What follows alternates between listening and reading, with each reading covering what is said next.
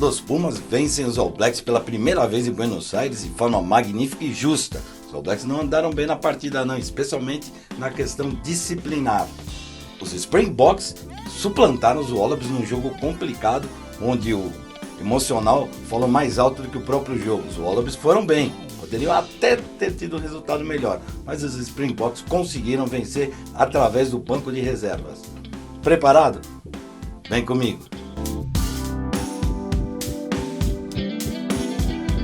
Meu nome é Martoni, seja bem-vinda, seja bem-vindo, muito legal ter você aqui comigo. Antes de mais nada, agradecer o carinho das mensagens, a interação, o compartilhamento. Use e abuse mesmo desse canal, tá bom? Você sabe, né? Assina o canal, aciona o sino, assim sempre que tivermos vídeos novos, você será comunicado. Põe sua opinião, põe seu ponto de vista, o que você achou dessas duas primeiras rodadas do The Rugby Championship? Estou esperando para saber da sua opinião, tá bom?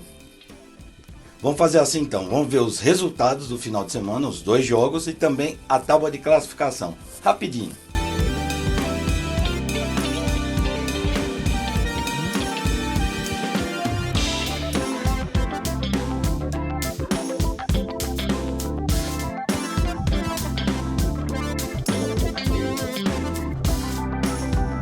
Você vê, os resultados, né? Surpreendente, não tem mais essa no The Rugby Championship, com exceção, não da vitória, mas do jeito que foi a primeira rodada com os Wallabies fazendo uma virada histórica para cima dos Springboks. Agora, que uma equipe pode vencer a outra, isso é perfeitamente normal numa competição de tamanho nível, né? Em termos de classificação, nunca teve tão embolado como agora. O Blacks com um pontinho à frente, seguido dos Wallabies, seguido dos Springboks, seguido dos Pumas, tudo ali entre 4 e 6 pontos. Ou seja, está tudo aberto para a terceira rodada. Você sabe que para esse final de semana próximo, né, 30 e 31 de agosto, e volta na semana que vem, nos dias 6 e 7 de setembro. Tá bom? Vamos fazer assim então. Vamos falar primeiro de Springboks e Wallabies. Você acompanhou comigo lá nos canais ESPN, viu a intensidade que foi a partida, né? E como os Wallabies de fato, vou falar primeiro dos Wallabies, como os Wallabies de fato chegam num bom nível nesta temporada. Depois dos jogos contra o British and Irish Lions, 2 derrotas e 1 vitória, sendo que aquela derrota no meio foi ali no último minuto, com uma decisão do árbitro, mas enfim. Aí depois vencem, aí vão para o Johannesburg e vencem os Springboks, depois de 62 anos, uma coisa histórica, uma virada absurda, e vão para esse final de semana lá em Cape Town e fazem um jogo bastante interessante, movimentado, num dia infeliz de chutes do ótimo James O'Connor, que jogou bem, mas errou uns chutes que aí, talvez o cansaço e tudo mais, atrapalharam um pouco esse extraordinário jogador, que poderia ter dado pelo menos um ponto bônus defensivo para os Wallabies, que no meu modo de entender era o que eles mereciam, pelo que foi a partida. Os Wallabies jogaram bem, usaram o banco de reservas com qualidade, começam a ter profundidade no elenco, isso é muito importante para uma seleção que vai abrigar a Copa do Mundo 2027 e tem totais condições, pelo que apresenta, de fazer uma ótima campanha jogando em casa.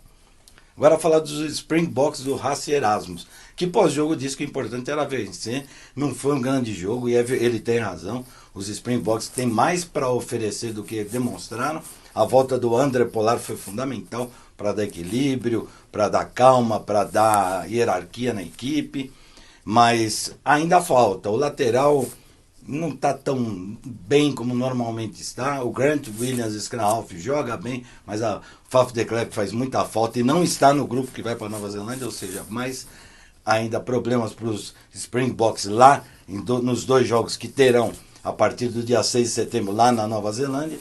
Enfim, de qualquer forma, o banco de reservas e o impacto da entrada do Ebenet Sebet resolveu a parada, né? Jogador grande é para jogo grande. É a hora que a cuíca ronca, que a coisa aperta, sempre tem um desses caras. A África do Sul tinha em campo vários, André Pollard, Ebenet Sebet, Cheslin Kolbe, eleito melhor da partida, entre outros, Damien Daland, Jesse Crew, jogadores consagrados que na hora do vamos ver resolve a parada, como foi o caso ali num jogo, repito, apertado, vitória justa, mas ali apertadinho, a Austrália valorizou muito esses 2 jogos contra os Springboks. Bom, agora chegamos no Los Pumas, que pela primeira vez na história vencem os All Blacks na Argentina, dessa feita em Buenos Aires. Que jogaço, hein? Que jogaço. E não começou legal para a Argentina por conta da contusão do El Mago Albornoz, né?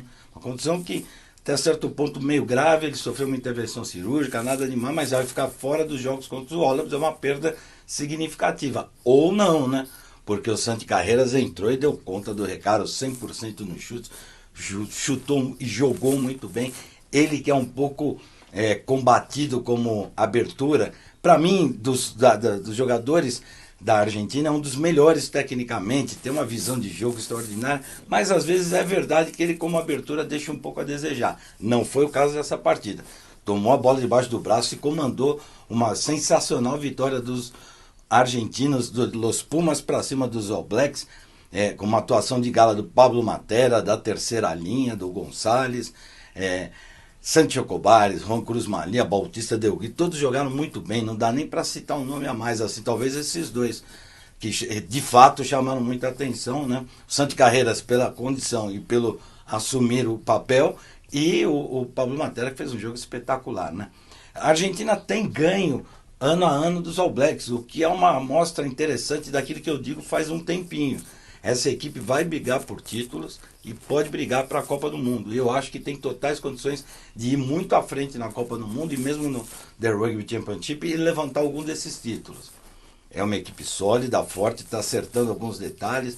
Tem 2 anos ainda para trabalhar o pack de foras ali no set piece, no scrum fixo, que ainda é uma deficiência. O lateral pode melhorar, como qualquer equipe, é sempre um processo de melhora, né? Mas tem um potencial enorme e demonstrou isso perante a sua fanática torcida. Pelos lados dos All Blacks, volta aquilo lá dessa inconsistência que tem sido uma marca registrada das equipes do Scott Robertson All Blacks. Não era assim no Crusaders, onde o Crusaders era linear.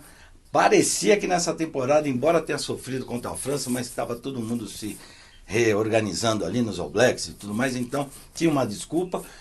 Com uma França B, mesmo assim venceram, depois fizeram um jogo excepcional contra a Argentina na semana passada, mas 3 cartões amarelos, 10 penais, muita indisciplina, fez até mais estranho no jogo que a própria Argentina, mas assim, faltou, hein? Aquela impressão que eu tinha na semana anterior, depois da vitória contra os Pumas, que os All Blacks estavam num caminho bom. Eu continuo achando que estão num caminho bom, mas essa inconstância tem sido uma marca registrada perigosa da equipe do Scott Robertson, que agora tem 2 jogos para enfrentar lá os Springboks dentro da Nova Zelândia. E aí que a onça vai beber água, aí que o couro vai comer, a casa vai cair e tudo mais, porque ou o time se acerta e vence pelo menos um dos 2 jogos, ou pode se complicar, inclusive o Scott Robertson. Ouve o que eu estou falando para vocês, porque a imprensa, de um modo geral, não tem sido favorável às atuações do Scott Robertson. Isso é um problema na Nova Zelândia, né? A pressão da imprensa é bastante importante. As 2 equipes, a Argentina joga 2 vezes contra os Wallabies e os All Blacks 2 vezes contra os Springboks. A Argentina lá na Austrália e os All Blacks lá na Nova Zelândia. Por sua vez, obviamente, os Springboks vão para 2 jogos decisivos contra os All Blacks. Vale ranking, vale um monte de coisa. E os Wallabies recebem a Argentina mais parrudos, mas essa Argentina é muito perigosa. Então vão ser 2 encontros seguidos magníficos agora em terras australianas e em terras neozelandesas.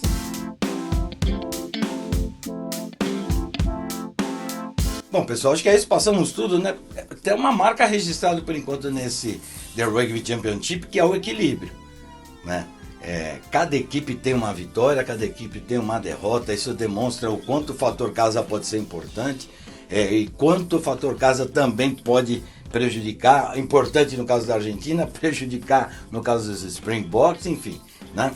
Mais 2 rodadas a gente tem pela frente de jogos, como eu disse anteriormente, na Nova Zelândia e na Austrália. A gente espera a partir do dia 6 de setembro a continuidade dessa competição maravilhosa, que parece que não vai rolar o ano que vem. Enfim, tá meio complicado isso tudo, tá bom? Mas é um grande torneio e parabéns pelos vencedores dessa semana, Argentina e Springboks. Põe sua opinião, põe seu ponto de vista, deixa aquele like se você chegou até aqui, né? Dá aquele like que sempre ajuda e assina o canal, obviamente, né? E vamos que vamos, tá bom? Valeu, pessoal, até a próxima.